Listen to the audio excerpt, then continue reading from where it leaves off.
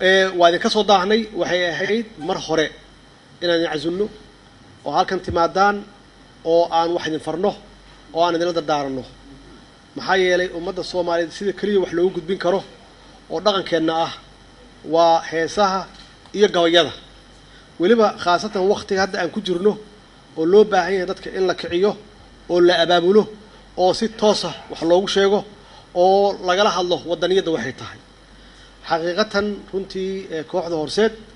hawshii leedin xil saaray inaad si fiican uga soo baxdeen waxaan se aad iyo aad u jeclaan lahaa in heesuhu ay bataan oo meelaha aad geenaysaan heesaha aysan noqon mararka koobane aad tagtaan meelaha frontiyada meelaha ciidamadu ay joogaan degmooyinka iyo gobolada kale aad gaarsiisaan meel kasta oo ummadda Soomaaliyeed isugu soo baxayso oo aad heesahaas quruxda badan aad ka qaadaan aad ku soo jiidataan shacabka marka qulubtoodana aad ku heshaan maxaa yeelay haddii dagaal haddii lagu jiro waxa kaliya dadka lagu kicin karo oo lagu abaabuli karo waa heesaha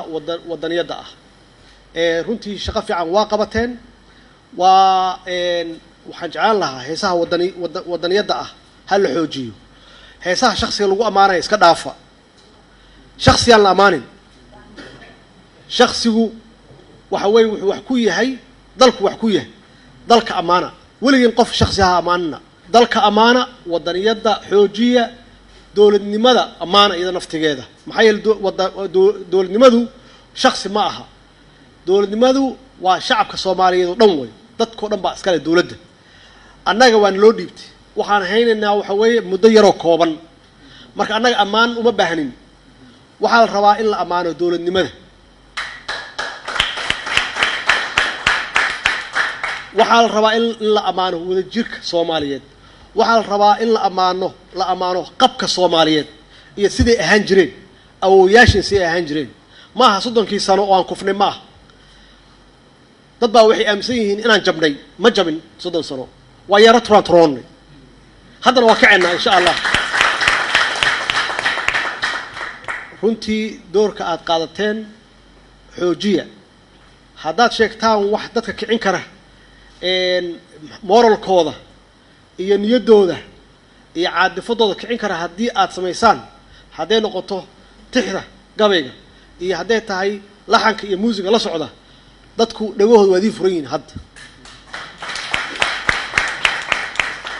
kooxda hiddo waxaan leeyahay dhalinyaro firfircoon weeye iyo ciyaartooydooda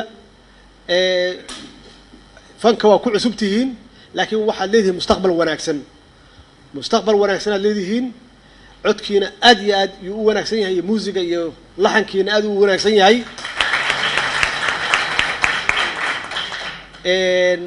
waxaad ku dartaan xoogaa dadaal badan ilaahay idinkiis waxaa noo balana in aan u shaqeyno dalkan kulligeen in aad ku fikirtaan mar walbaba maskaxdiina aad gelisaan in wax la curiyo in dadka sidii lagu kicin lahaa la curiyo muusiga quruxda badan sidii loo saari lahaa annaga se waxaa naga balana oo dadaalkeena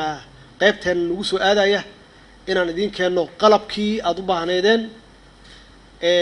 maxaan ku yiraahdaa ka warqabkii ladin ka warqabay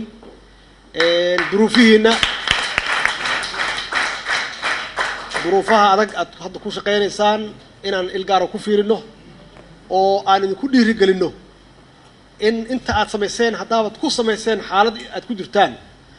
waxaan qiyaasayaa haddii la idin dhiirigeliyo oo baahidiina iyo duruufihiina meel la saaro inaad abuureysaan waxa aad samayseen wax 10 jeer ka wanaagsan hadduu Ilaahay yiraahdo hadda waxaan keenay 2 macallin oo musiga bara waxaan soo gadnay qalab gaaraya ilaa 300 oo xabo oo kala duwan oo nooc walba leh waxaan ku talagalnay ama aan qorsheenaynaa 200 oo arday inay ka soo baxdo 2 sano gudaheeda tiyaatarkii waa dhamaanaya dhismihiisa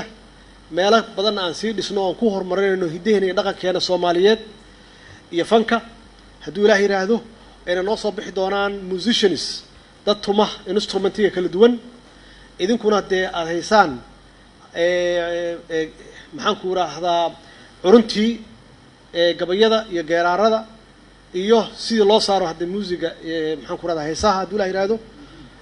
dhalinyarada hadda wax baranaysa oo muusiga baranaysana insha allah muddo 2 sano gudahooda